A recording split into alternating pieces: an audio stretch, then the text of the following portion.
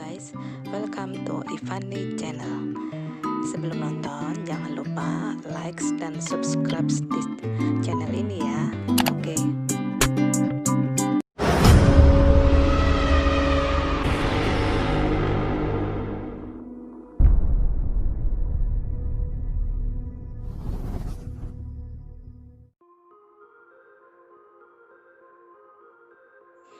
Assalamualaikum, hai guys, gimana kabarnya? Semoga semua sehat selalu ya. Kali ini kita akan membahas tentang COVID-19 atau Corona. Hal pertama yang wajib diwaspadai adalah apakah kita terinfeksi COVID-19.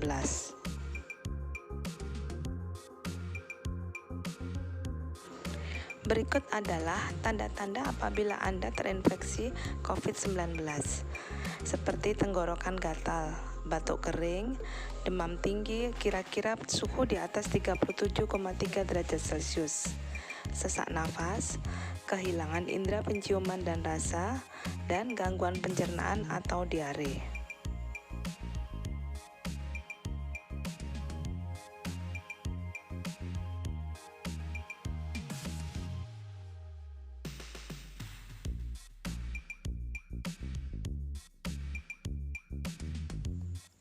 Dilansir oleh Sky News pada tanggal 27 Desember 2020 menyebutkan bahwa ada gejala COVID-19 yang baru yang disebut dengan parosmia atau distorsi penciuman.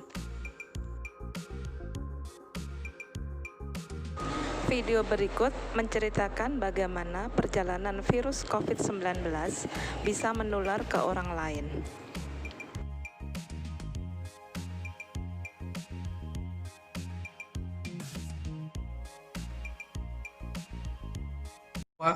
Virus ini bukan saja droplet.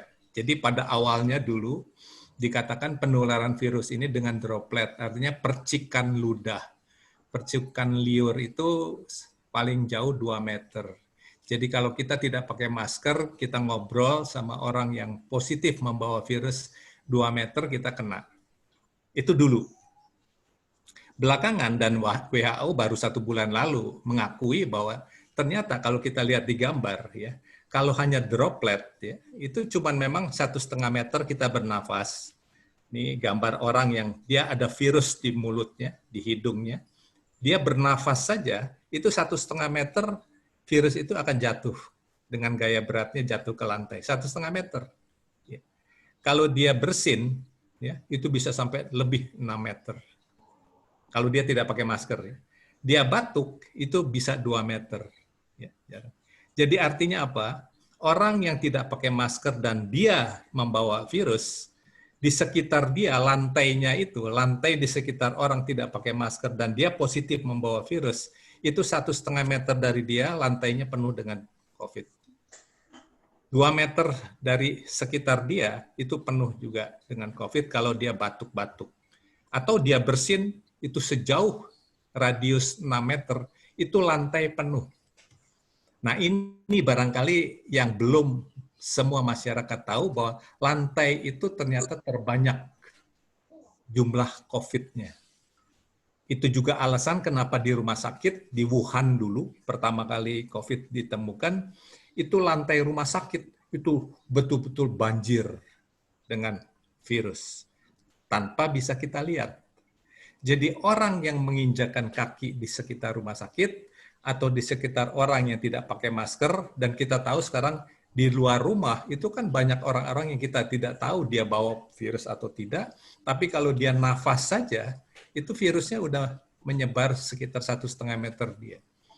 Kalau kita di terminal, di stasiun, atau di mall, kita berdekatan dengan orang yang tidak pakai masker, dan dia positif membawa virusnya, 1,5 meter dari dia, kita akan terpapar. Kita akan tertular. Jadi begitu bahayanya orang tidak pakai masker kalau dia ternyata membawa virus COVID. Nah, yang lebih menakutkan bukan saja droplet, tetapi yang disebut aerosols. Ya, kita lihat aerosols. Aerosol itu serbuk-serbuk dari yang keluar dari mulut dan hidung, yang lebih halus ukurannya dari sekedar percikan ludah. Ya, yang tadi kita ceritakan itu percikan ludah, droplet. Tapi ternyata ada serbuk yang bisa melayang di udara, yang ukurannya sangat kecil, kurang dari 10 mikron, dan dia bisa lebih dari 10 meter. Bukan saja jauhnya, tapi berterbangan bisa 2-3 meter di udara. Nah, ini yang sangat berbahaya. Ini yang menentukan mengapa kalau kita beribadah, mengapa kalau kita kumpul di ruangan tertutup, di bar, di restoran, ya, di gym, ya, kalau latihan gym misalnya, itu menjadi sangat berbahaya karena aerosol ini, termasuk kalau di pesawat udara. Karena aerosol ini bisa lebih dari 10 meter kalau orang itu tidak pakai masker. Ya. Nanti kita akan cerita bagaimana kalau pakai masker. Jadi aerosol ini yang barangkali masyarakat kebanyakan kurang memahami sehingga tidak menghayati, sekali-sekali kita buka ya, masker kita waktu kita makan, waktu kita ngobrol. Masyarakat kita cenderung suka ngobrol. Ya. Dokter-dokter, kenapa tenaga kesehatan di Indonesia banyak sekali jadi korban? Saya menduga alat pelindung dirinya itu bagus, ketat, ya, topi, ya, masker, kacamata, pakaian itu ketat. Tapi begitu dia istirahat berarti buka masker, makan bersama, mengobrol, di situ penularan terjadi. Kenapa bisa penularan? Virus COVID-nya itu udah nempel di bajunya, nempel di tangan, sarung tangannya, nempel di seluruh badan. Nah, ketika dia buka, itu berterbangan itu COVID-nya. Jadi apalagi ngobrol. Ketika ngobrol, dibuka maskernya, jadi virus yang berterbangan dari sarung tangan, dari pakaian, itu terhirup oleh masing-masing yang ketika itu makan bersama, ngobrol bersama. Jadi tenaga kesehatan bukan waktu dia bekerja. Saya menduga itu pada saat dia beristirahat. Pada saat mereka duduk makan bersama, ngobrol, pada saat itu penularan terjadi. Begitu juga sekarang orang yang senang bersepeda.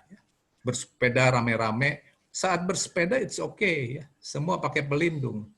Begitu beristirahat, buka masker, ngobrol, atau makan bersama, di situ penularan terjadi.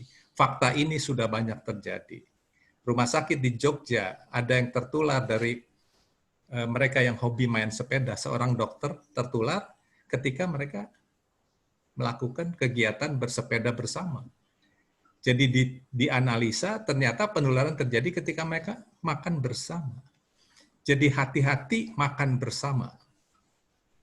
Hati-hati berada di ruangan tertutup dengan aircon, dengan air AC, hati-hati. Karena aerosol ini berpotensi. Sehingga sekarang itu dilarang, ya. Di ruangan tertutup ada pesta, ada kumpul arisan, di gym, ya, di bar, di gedung bioskop. Beberapa perlengkapan medis COVID-19 yang mungkin sangat diperlukan untuk Anda di rumah. Perlengkapan ini bisa Anda dapatkan di apotek terdekat,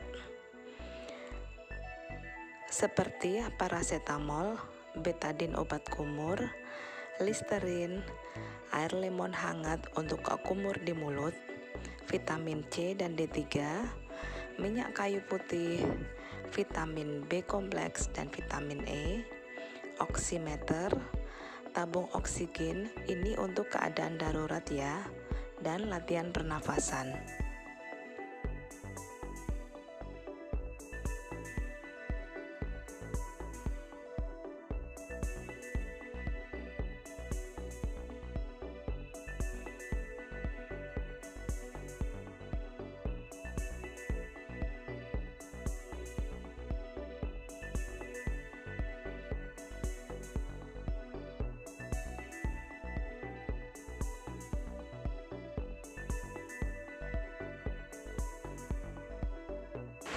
Berikut adalah tahapan dari COVID-19 atau Corona yang harus Anda waspadai.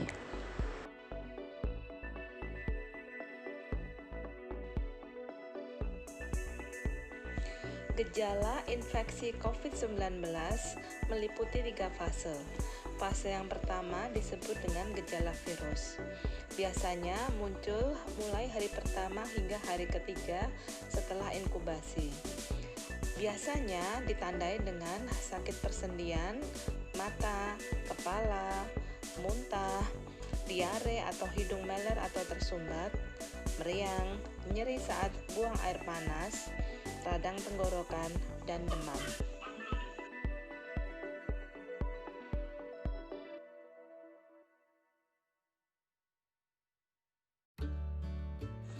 Lakukan tindakan sebelum timbulnya demam.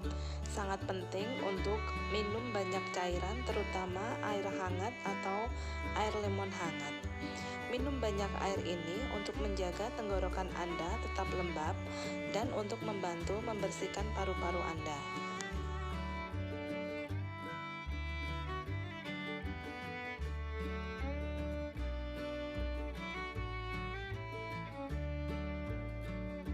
Di saat seperti ini, sangat dianjurkan untuk mengkonsumsi vitamin C, D3, B kompleks, dan vitamin E. Kemudian, banyak menghirup minyak kayu putih yang hangat untuk dioleskan di sekitar hidung dan minum paracetamol bila terjadi demam.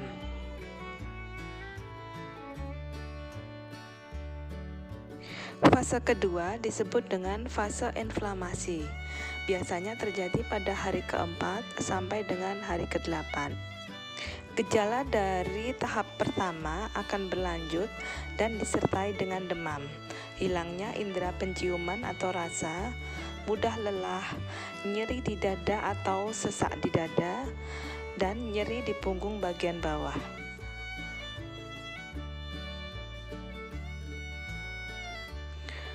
Virus ini mengikat oksigen, sehingga darah kekurangan oksigen. Akibatnya, jika orang duduk saja akan kehabisan nafas. Virus ini juga menyerang ujung saraf. Akibatnya akan mudah lelah saat melakukan pekerjaan yang sangat sederhana.